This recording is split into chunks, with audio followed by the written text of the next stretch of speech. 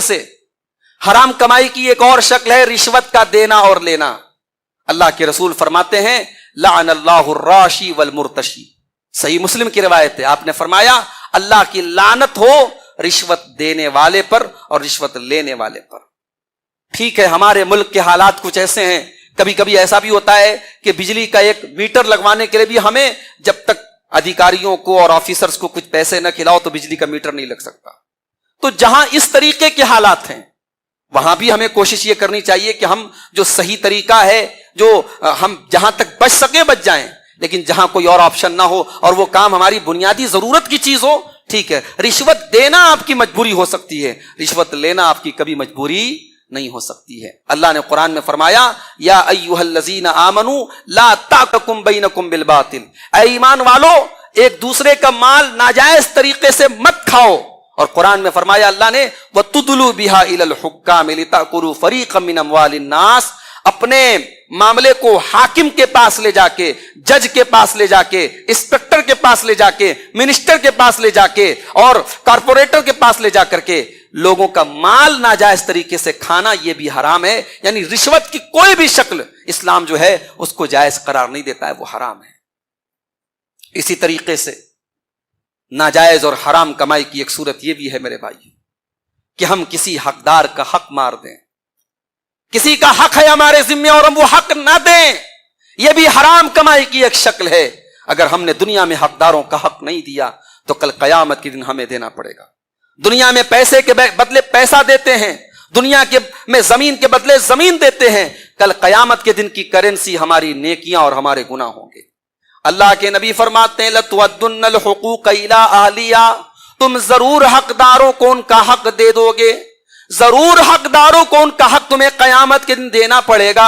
حَتَّى يُقَادَ لِلشَّاةِ الْجَلْحَاءِ مِنَ الشَّاةِ الْقَرْنَاءِ, یہاں تک کہ سینگ والی بکری نے اگر بغیر سینگ والی بکری پر کوئی ظلم و ستم کیا ہے تو اس کا بھی حساب دینا ہوگا. جانوروں سے بھی قصاص لیا جائے گا.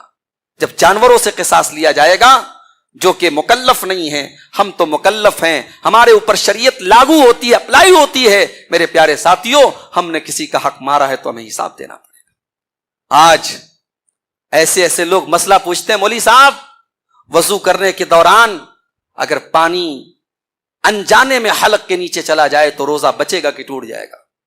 مولوی صاحب برش کرنے سے روزہ رہے گا کہ ٹوٹ جائے گا؟ یہ سوال وہ پوچھتا ہے جو اپنی بیٹی کا وراثت کا حق مار کے بیٹھا ہوا ہے. یہ سوال وہ پوچھتا ہے جس نے اپنی بہن کے وراثت کے حق کو غصب کر کے بیٹھا ہوا ہے.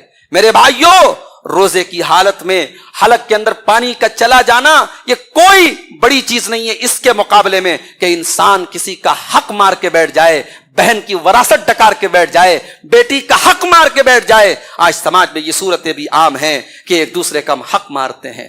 میرے پیارے ساتھیوں, یاد رکھو اگر ہم نے دنیا میں کسی کا حق مارا ہے, کسی کے حق پر ناجائز قبضہ کیا ہے, کل قیامت کے دن ہمیں اپنی نیکیوں سے ہاتھ دھونا پڑے گا. ہمارے روزے برباد ہو جائیں گے, ہماری نمازیں برباد ہو جائیں گی, ہمارے حج اور عمرے برباد ہو جائیں گے اور سامنے والے کے گناہ ہمارے اوپر لاد دیے جائیں گے اور گھسیٹ کر کے ایسے انسان کو جہنم میں ڈال دیا جائے گا. اللہ ہم سب کی حفاظت فرمائے.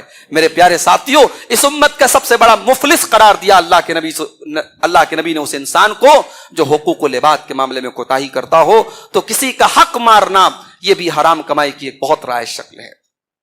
اسی طریقے سے حرام کمائی کی ایک رائج شکل یہ بھی ہے کہ آپ کی زمین ہے, آپ کی زمین کے بازو میں پڑوسی کی زمین ہے, آپ نے دھوکے کے ذریعے, فراڈ کے ذریعے پڑوسی کی زمین کا تھوڑا سا حصہ اپنی زمین میں ملا لیا. کسی کی زمین کو آپ نے ہڑپ لیا, چاہے وہ زمین تھوڑی سی ہو چاہے زیادہ ہو. یاد رکھیے جو دوسروں کی زمین کو ہتھیا لیں, ایسے گنڈوں اور ایسے کرمنل, ایسے مجرموں کے لیے اسلام کے اندر کوئی جگہ نہیں ہے. اللہ کے نبی فرماتے ہیں من اخذ قید شبر من الارض, جس نے ایک بالشت کسی کی زمین کو ہتھیا لیا. ایک بالشت مطلب یہ ہمارے ہاتھ کے پنجے کا جو ناپ ہوتا ہے اس کو اردو میں بالشت بولتے ہیں. ایک بالشت اگر کسی کی زمین آپ نے ہتھیا لی, کسی نے ہتھیا لی, اللہ کے نبی فرماتے ہیں طوق من سبع ارضین یوم القیامہ, قیامت کے دن اس کو 7 زمینوں کا طوق پہنایا جائے گا.